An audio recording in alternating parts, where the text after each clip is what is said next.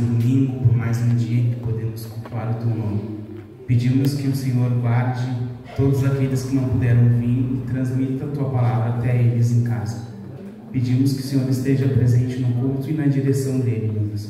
Em nome de Jesus. Amém. Bom dia, meus irmãos. Vamos louvar o Senhor juntos essa manhã.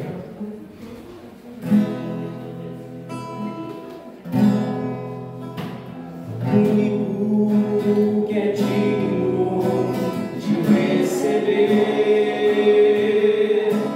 a honra e a glória, a força e o poder ao Rei eterno, ao Rei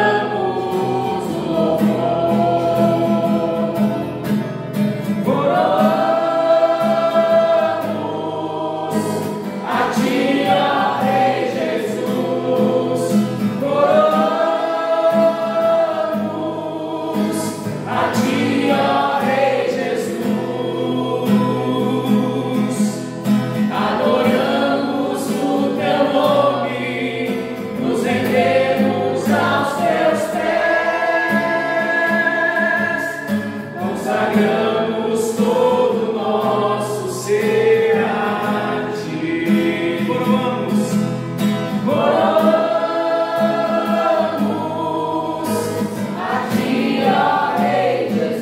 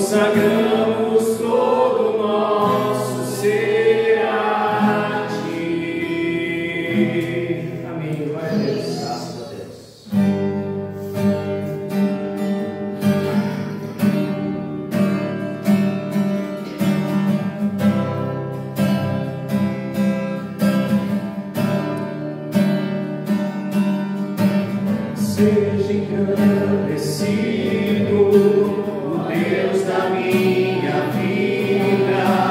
Tu és o Deus da minha salvação.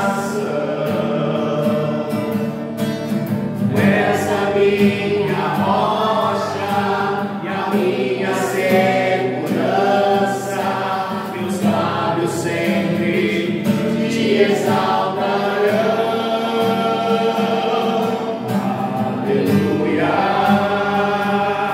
te louvo, pois sei que sobre todos és Senhor. Aleluia, aleluia, te louvo, pois sei que sobre todos és Senhor. Mais uma vez, Denise. Seja engrandecido, ó Deus da minha vida. Tu és o Deus da minha salvação. Tu és a minha rocha. Tu és a minha rocha, a minha segurança. Meus lábios sempre te exaltarão. Aleluia, aleluia, te louvo, pois sei que sobre todos és Senhor. Aleluia, te louvo, pois sei que sobre todos és Senhor. Cristo é a nossa vida. Cristo é a nossa vida, o motivo do louvor em nosso novo coração. Pois morreu a nossa morte, pois morreu a nossa morte, para vivermos sua vida, nos trouxe grande salvação. Cristo é a nossa vida, o motivo do louvor em nosso novo coração. Pois morreu a nossa morte, para vivermos sua vida, nos trouxe grande salvação.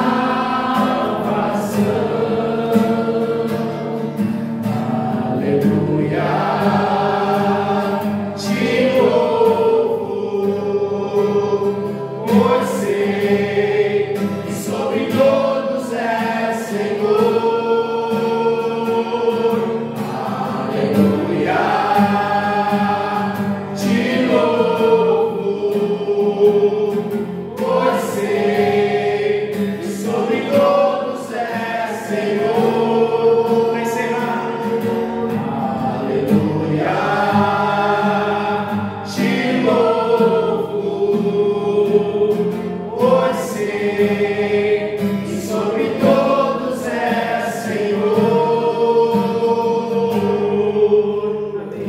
Amém. Glória a Deus. Graças a Deus.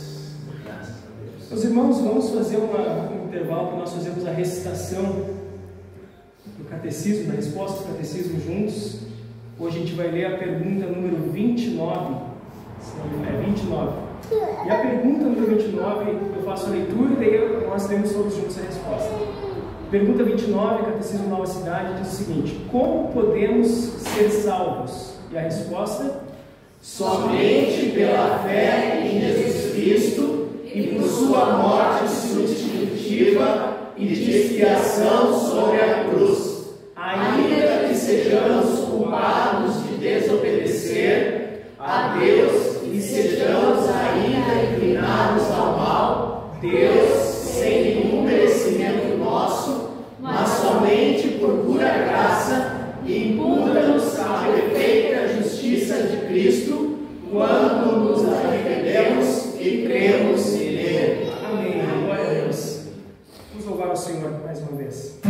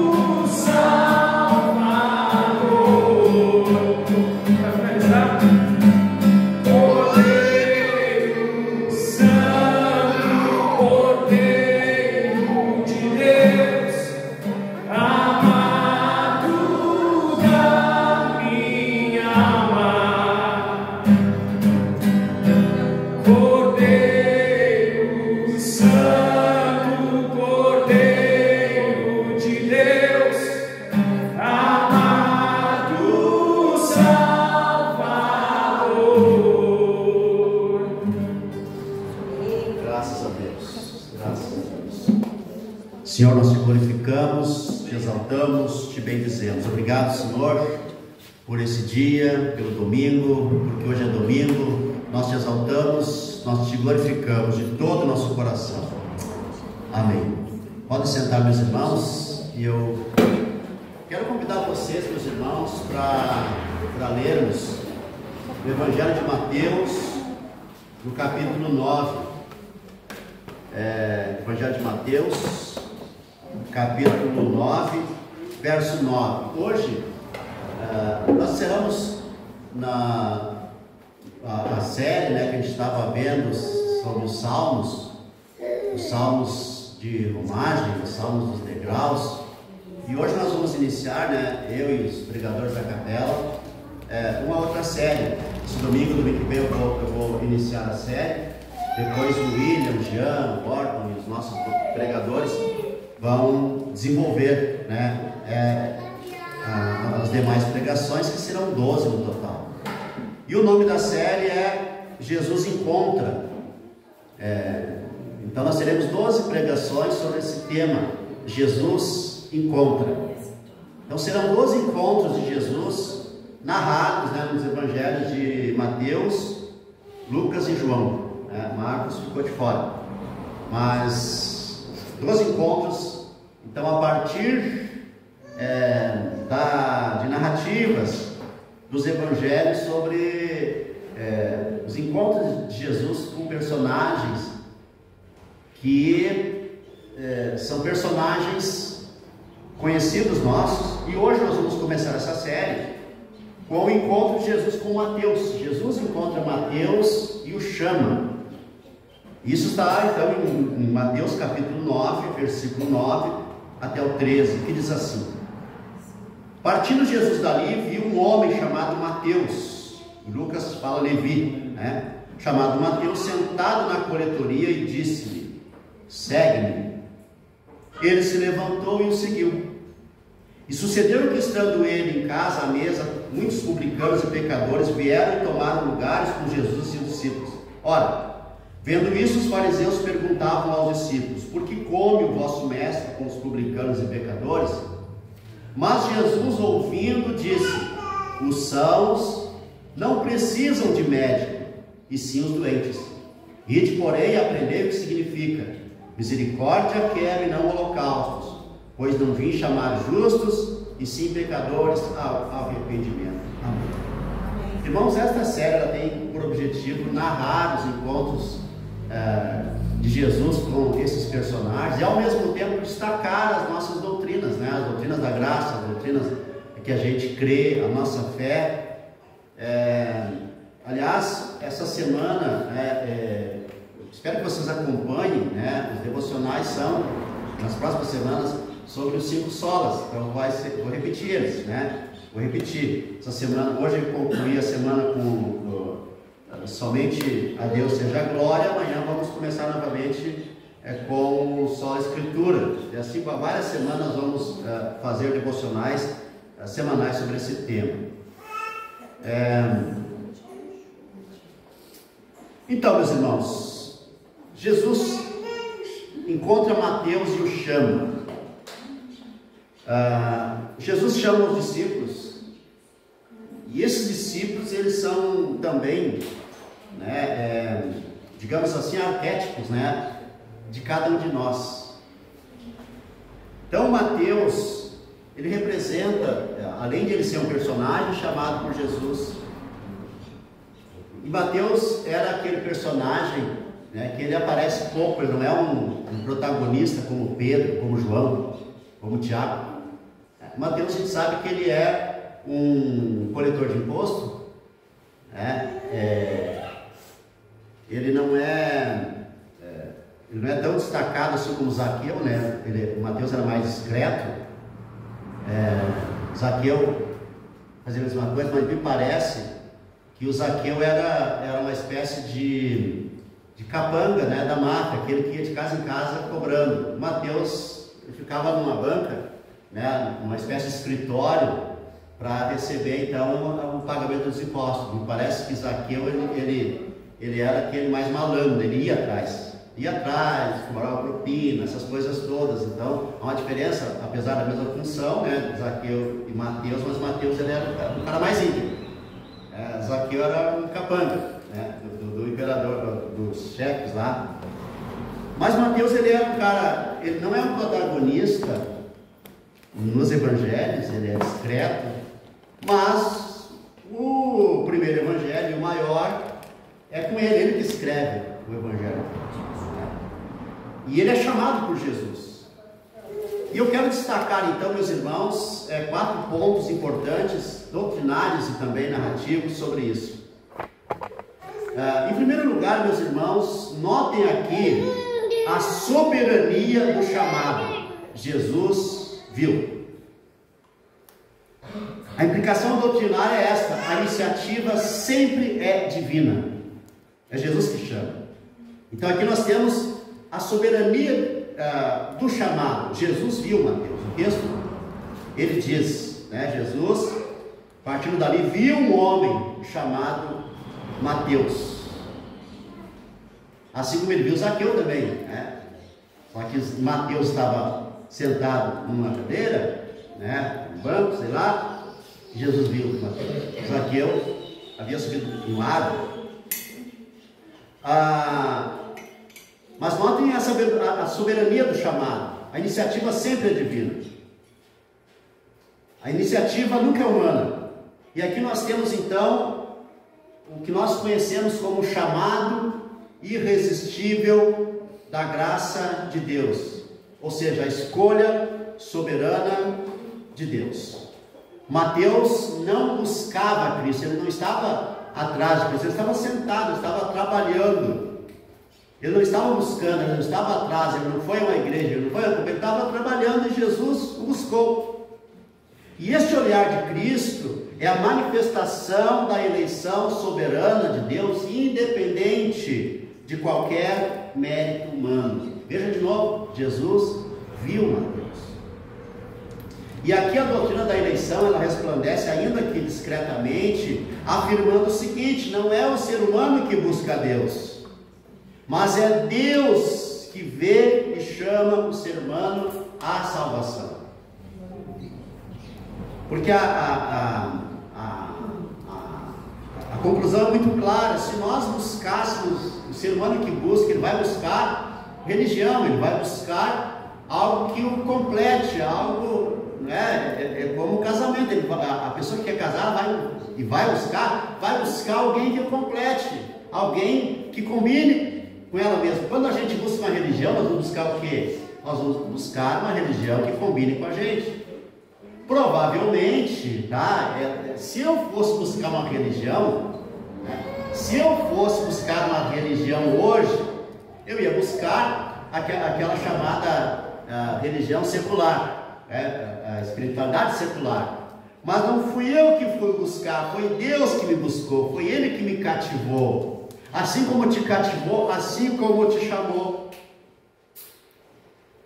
Se eu fosse buscar, quem sabe, se vocês fossem buscar, quem sabe vocês buscariam outro tipo de religião. Mas é Deus que chama. A graça de Deus, né, a doutrina ensina que a iniciativa é sempre divina. Antes que Mateus pudesse sequer desejar seguir a Cristo, seguir a Jesus, ele foi olhado por Jesus. E este olhar de Jesus, meus irmãos, ele alcança, ele precede, né, a nossa escolha, ele precede o nosso ir. Antes da gente ir, Deus chama: vinde. Tanto que o Evangelho, a mensagem é: vinde a mim, todos que estáis cansados, oprimidos e sobrecarregados, e eu os aliviarei. A mensagem de Jesus sempre é: venham. Óbvio que o ser humano está buscando, mas essa busca do ser humano, ela é uma busca que vai a um lugar que não é Deus. Então, meus irmãos, vejam aqui, o primeiro ponto é este: a soberania de Deus é que provoca o chamado. É a escolha divina que provoca o chamado. Por isso, eu sempre digo, a gente precisa glorificar todos os dias a Deus, porque nós fomos escolhidos por Ele. Amém? Nós precisamos, porque alguns de vocês já tentaram sair, alguns de vocês já tentaram se afastar, mas Deus diz: não, o lugar de vocês é comigo. Uma caminhada, meus irmãos, que Ele chama para fazer. Em segundo lugar, meus irmãos, nós vemos aqui o imperativo do chamado, ou seja, a força, né? É a ordem, o imperativo do chamado: segue-me. Doutrinariamente, nós vamos dizer que o chamado ele é irresistível. Jesus disse: segue-me. Jesus está andando e daqui a pouco, olha o texto, partindo Jesus dali, né, depois da cura do paralítico, quando multidões se reuniram e ficaram atemorizadas, Jesus sai dali daquela multidão e ele vê um homem chamado Mateus sentado na coletoria e disse-lhe: segue-me. Olha só a ordem: segue-me. Ou seja, o chamado de Jesus, meus irmãos, não é uma sugestão e nem um convite opcional. Se você quiser, me siga. Você tem o livre-arbítrio para me seguir. Você pode escolher seguir ou não seguir. Meus irmãos, quando Jesus chama, não há vontade humana que possa resistir. Jesus chama, o ser humano é convocado, é um convite à alma, é um chamado à alma. O chamado de Jesus para Mateus não é uma sugestão, não é um convite especial, mas é um imperativo soberano: segue-me, é uma ordem de Deus: segue-me. E é isso que nós chamamos de chamado eficaz, ou chamado eficaz: segue-me. Por quê? Por que a graça é irresistível? Por que o chamado é irresistível? Porque, irmãos, o chamado externo, segue-me, ele é acompanhado pela operação interna do Espírito Santo. Por que Mateus responde assim? Aliás, Mateus nem responde. Ele levanta e sai andando atrás de Jesus. Ele deixa as coisas ali. Ele iria ser, se fosse hoje com carteira assinada, ele ia ser demitido por justa causa. Ele abandonou o emprego dele. Ele abandonou. Segue-me. Esse chamado foi acompanhado por uma operação do Espírito. Então Mateus responde porque Deus, por sua graça eficaz, Ele move o coração humano à obediência. Quando Jesus diz: segue-me, eu não tenho como dizer não. Aliás, eu digo não, mas é um não que não resiste ao chamado. É um não que não tem poder maior do que o chamado: segue-me. Por outro lado, meus irmãos, quando Deus não chama, quando Jesus não chama, a pessoa pode dizer: eu quero, e não acontece nada. Eu quero, tento, para cá, mas não consegue. Mas o chamado divino, ele é eficaz. Então, teologicamente, meus irmãos, isso nos revela que o discipulado, né, seguir Jesus, é uma exigência da graça divina. É a graça que alcança, é a mesma que ordena: deixa o que tem sido e venha após mim. E aqui, meus irmãos, está a raiz da vocação cristã. E aqui está a profundidade do cristianismo. Nós não seguimos uma ideia, nós não seguimos um conjunto de ideias, nós seguimos uma pessoa que nos precede, e que nos convoca, e que nos chama, e que depois vai caminhar conosco. Quando a gente é chamado por uma ideia, por uma filosofia, por uma teologia, por uma ideologia, nós vamos ter que nos virar, nós vamos ter que construir aquilo e defender aquilo. Mas quando nós somos chamados a Cristo, nós não vamos seguir um conjunto de ideias, nós vamos seguir uma pessoa que nos precede. Essa pessoa, ela nos precede, ela nos vê, ela nos chama e depois vai caminhar conosco todos os dias. Então, quando nós recebemos o chamado, meus irmãos, e respondemos afirmativamente esse chamado, nós vamos chegar à conclusão que nós não somos mais senhores da nossa vida, porque e nem senhores da nossa história, porque agora Cristo é o centro gravitacional da minha fé. e da minha vida. Em terceiro lugar, meus irmãos, eu quero destacar que esse chamado é transformador. E eu quero destacar a transformação do chamado. Veja, de coletor de impostos a discípulo. E eu quero destacar aqui, o seguinte: o chamado sempre transforma. Quando Mateus ouve a palavra de Jesus, vem, segue-me, diz que ele se levantou e seguiu. Lucas vai dizer, imediatamente ele se levantou e seguiu. Imediatamente. A resposta de Mateus é instantânea, mas ela não é mecânica. Ele foi movido, uma força o arrancou dali, um poder o arrancou dali. E esse chamado de Jesus, ele tem um poder performativo, né? Ele cria no interior do ser humano a possibilidade de obedecer, porque nós somos desobedientes por natureza, mas nós somos pecadores por natureza. Mas quando Deus nos chama, quando Jesus nos chama, vem também a possibilidade de obedecer. É diferente, por exemplo, do arminianismo, né, e principalmente do catolicismo, que fala da graça preveniente, que todo ser humano tem uma graça, já uma reserva de graça dentro dele, que possibilita ele a obedecer o chamado, caso Deus venha chamar. Nós pensamos diferente. Não há graça preveniente, há uma escolha divina. E quando essa escolha vem, então também vem a capacidade ou a capacitação para obedecer. Mas não é uma capacitação, uma espécie assim de capacitação natural, e nem uma capacitação sobrenatural. É um poder atrativo. Deus nos atrai, como alguém que fica, uma comparação talvez não muito adequada, mas é como se a pessoa ficasse hipnotizada por aquele outro que chega perto dele e diz: vem e me segue. Agora, vejam, meus irmãos, que esse poder transforma. Mateus era um coletor de impostos, e Jesus chama ele, e ele o segue, e ele deixa de ser um coletor de impostos. Então, o que aconteceu aqui? Aquilo que nós chamamos de regeneração pelo Espírito.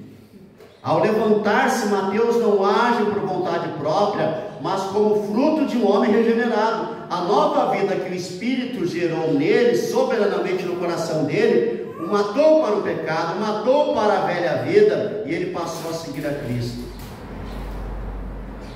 Porque, meus irmãos, eu vou repetir aquilo que eu falei anteriormente: seguir a Cristo é mais do que aderir a uma doutrina, é nascer em uma nova ordem de ser. A pessoa se transforma numa nova pessoa. Mas é interessante porque essa nova pessoa não elimina a antiga pessoa. A antiga pessoa está ali.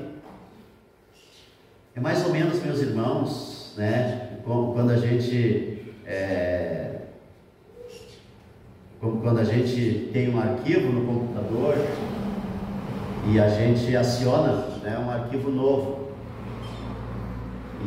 mas se a gente não excluir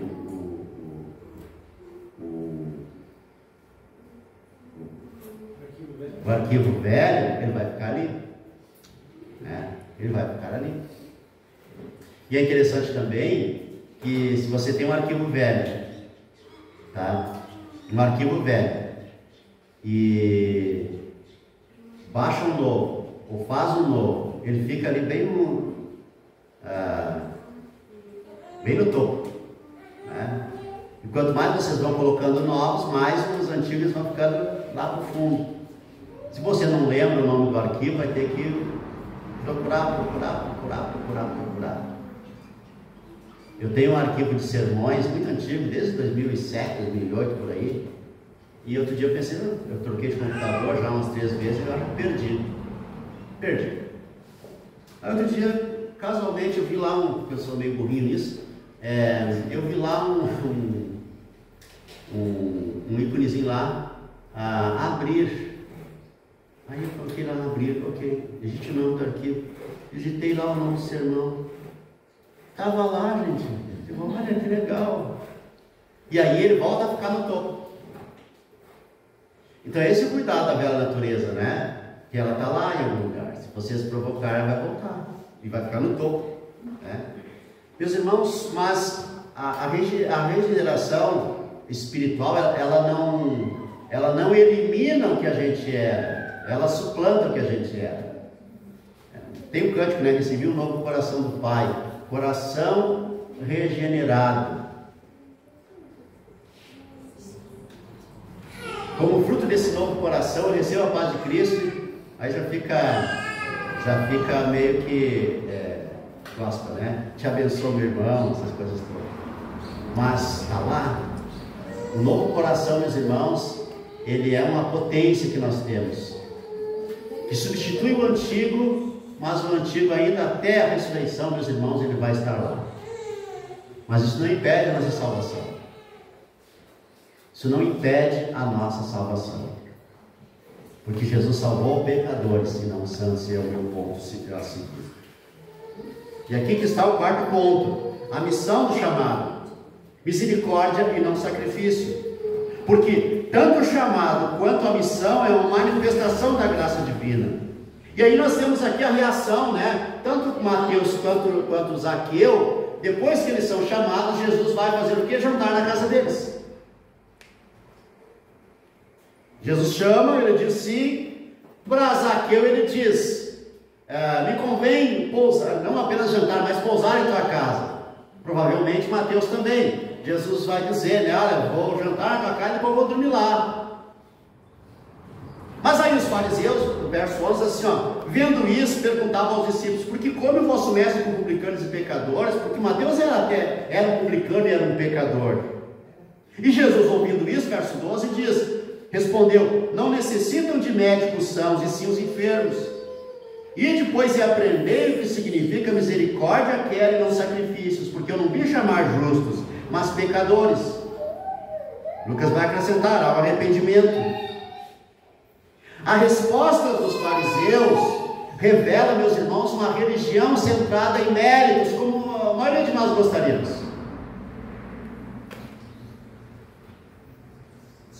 Jesus responde com a ética da misericórdia.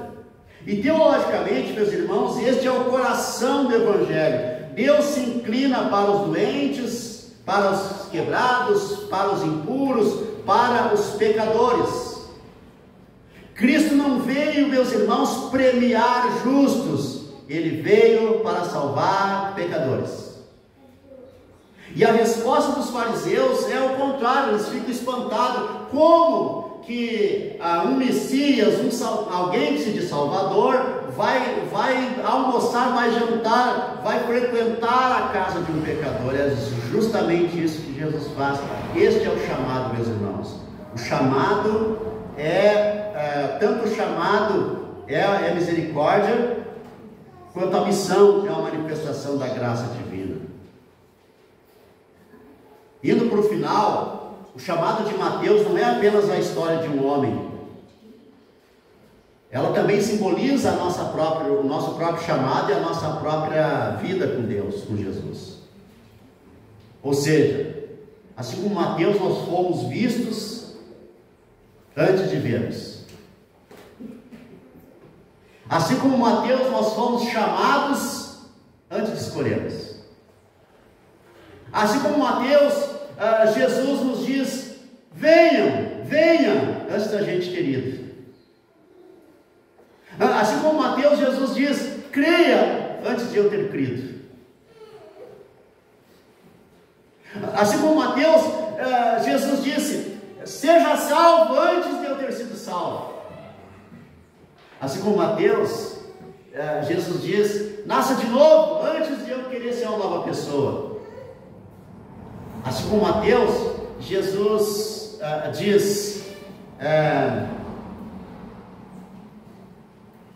eu vou ir à tua casa antes de eu convidá-lo. Nós somos chamados, assim como Mateus, com um imperativo, segue-me, e nós seguimos. Assim como Mateus foi transformado, de um publicano, de um pecador, de um coletor de impostos em um discípulo de Jesus, nós somos chamados também pela eficácia desse chamado. E o que nós teríamos sido será se Jesus não tivesse nos chamado.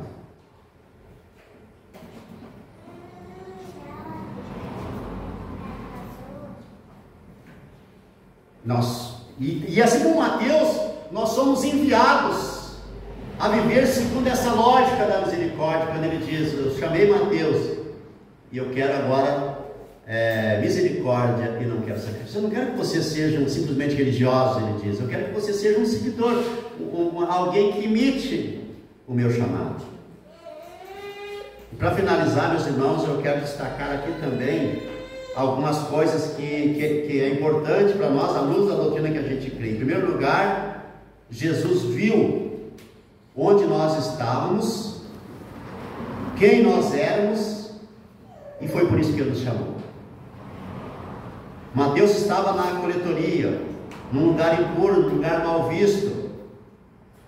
Jesus nos viu também onde a gente estava. Aí a gente vai dizer, alguns, aqui nasceram já no lar cristão, filhos de crentes. Vários aqui nasceram como filhos de crentes.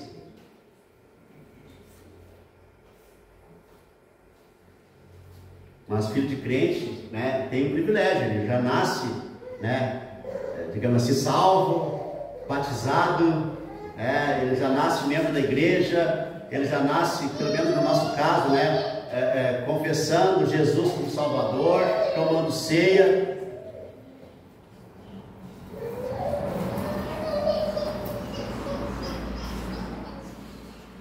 E mesmo assim Jesus chama. Agora outros não, outros estavam no bar, outros estavam no ateísmo, outros estavam numa religião fora de Deus, outros estavam numa adolescência meio perturbada, a caminho de uma vida depressiva, a caminho de uma vida de perdição. E Jesus vai lá na adolescência e chama. Não sei que dia Jesus chamou vocês, mas o fato é, vocês estão aqui, vocês foram chamados. Segundo, que Jesus não apenas viu, mas Ele chamou: segue-me. Jesus não apenas olha com compaixão, Ele nos chama para uma nova história, para um novo caminho. Foi isso que Jesus fez com cada um de nós. Em terceiro lugar, meus irmãos, quando Jesus chama, Ele transforma. Mateus se levanta e se transforma num discípulo de Jesus. E quando nós respondemos esse chamado, a nossa vida muda, não apenas externamente, mas nas prioridades, nos afetos, no coração, na vida. Nós passamos a seguir Jesus. E meus irmãos, e ser um cristão, isso é maravilhoso. E por fim, esse texto, esse chamado de Mateus e o contexto que Jesus fala aos fariseus, é que Jesus quer, Deus quer misericórdia e não perfeccionismo.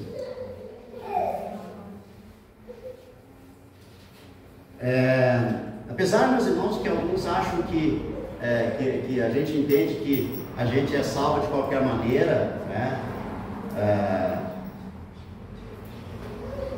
a gente não é salvo de qualquer maneira. Por quê? Porque Jesus nos conduz a uma vida de purificação. Mas o que Deus quer realmente é misericórdia e não perfeccionismo.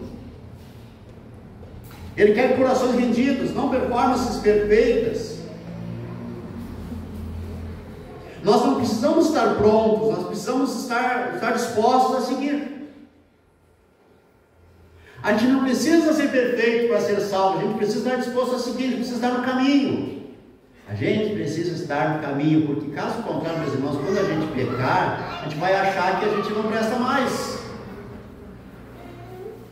Se não for assim, acontece aquilo que como pastor, eu trabalhei a vida toda atendendo cristãos quebrados, frustrados, decepcionados, porque eles erraram, eles falharam, Eles caíram e aí pensaram: agora eu estou descartado, agora eu não sou mais salvo, agora eu não presto mais. E aí se quebram, e aí haja aconselhamento.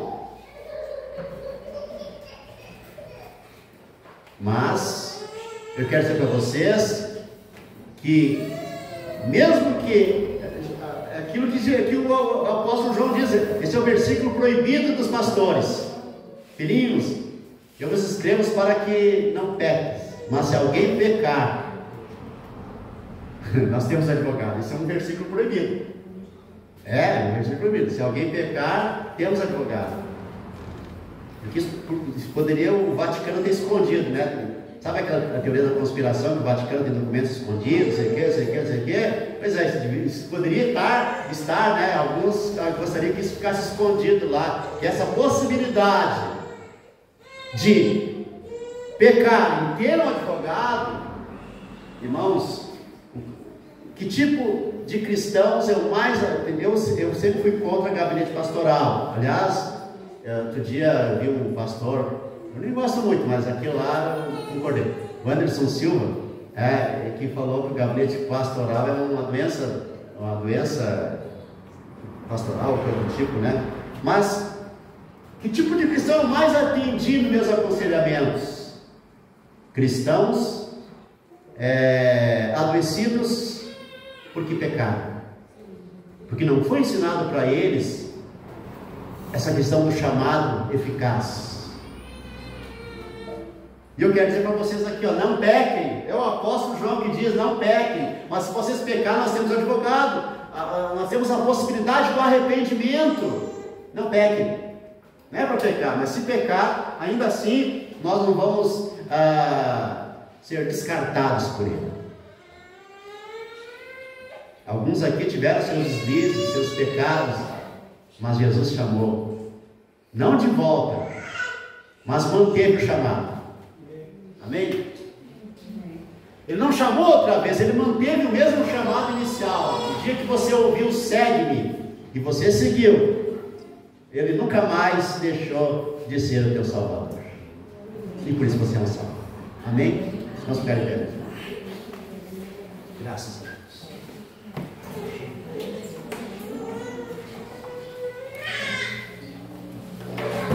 Graças a Deus. Meus irmãos, vamos participar da ceia. Esse momento é um momento sublime do nosso culto, né? A ceia do Senhor.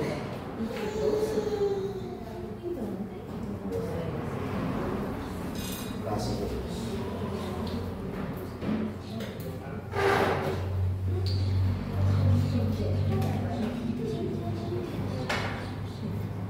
Meus irmãos, a palavra do Senhor nos diz: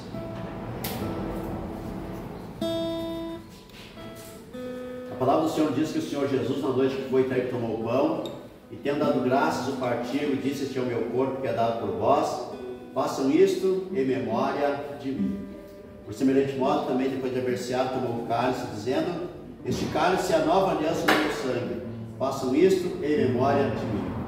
Porque todas as vezes que comerdes o pão ou beberdes o cálice, anunciais a morte do Senhor até que ele venha. Senhor, nós te damos graças pelo pão, te pedimos a bênção para o cálice e vamos participar da ceia nessa manhã, Senhor, de domingo, glorificando o teu nome, com a certeza de que os nossos pecados são perdoados e que a salvação nos alcançou, que o chamado de Deus nos alcançou. E por isso nós te glorificamos, nós te exaltamos, te damos graças pelo pão e te pedimos a bênção para o cálice, porque foi por tua morte que nós fomos justificados e que os nossos pecados foram perdoados. Por isso hoje nós afirmamos que nós somos justificados pela fé e pela fé somente, fé no Filho de Deus que nos amou e a si mesmo se entregou por nós. Amém. Convido vocês a participarmos da ceia. Venham pelo corredor do meio, né? Apesar do corredor estar largo, mas se possível volte pelo corredor da tela.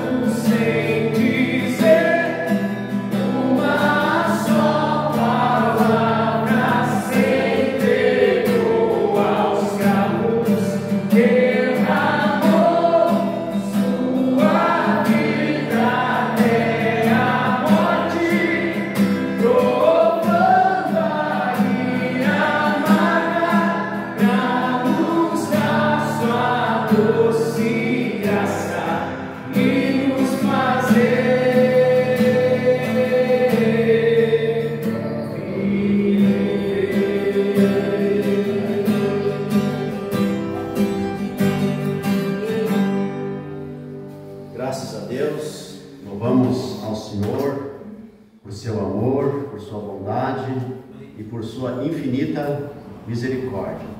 Meus irmãos, a palavra do Senhor nos diz: se confessarmos os nossos pecados, Ele é fiel e justo para nos perdoar os pecados e nos purificar de toda a injustiça. Não pequeis, se todavia alguém pecar, temos advogado junto ao Pai, Jesus Cristo, o justo. Amém. Tenha um momento agora com Deus, meus irmãos, de confissão dos seus pecados, com a certeza daquilo que o Evangelho nos diz: se confessarmos os nossos pecados serão perdoados pelos méritos de Jesus na cruz. Confesse seus pecados numa oração silenciosa e receba o perdão.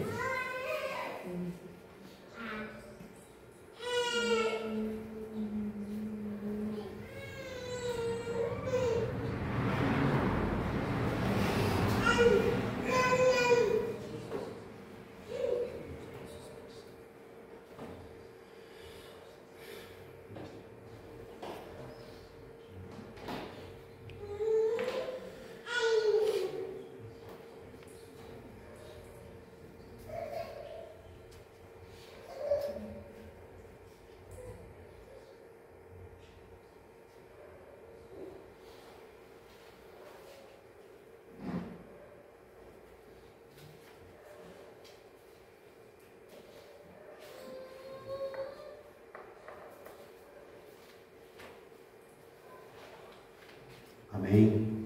Deus seja louvado.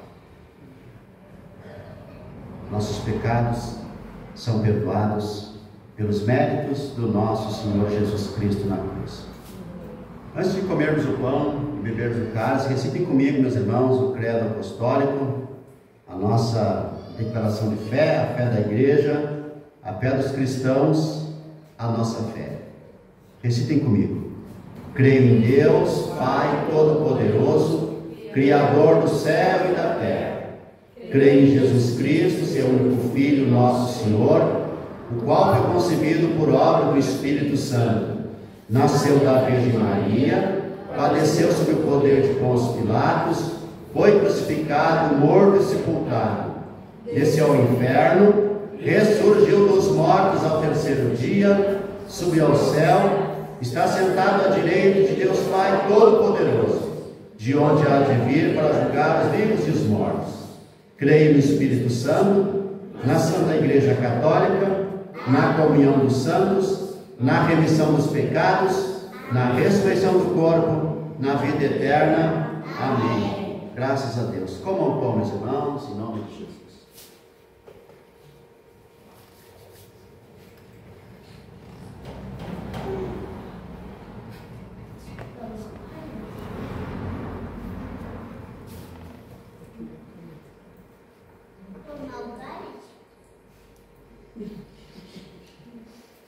Graças a Deus.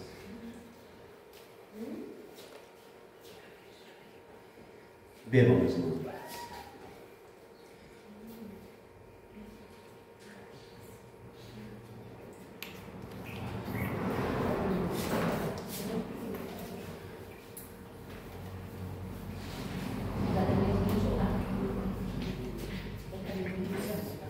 Maravilhoso, meus irmãos, participarmos da ceia juntos com a família.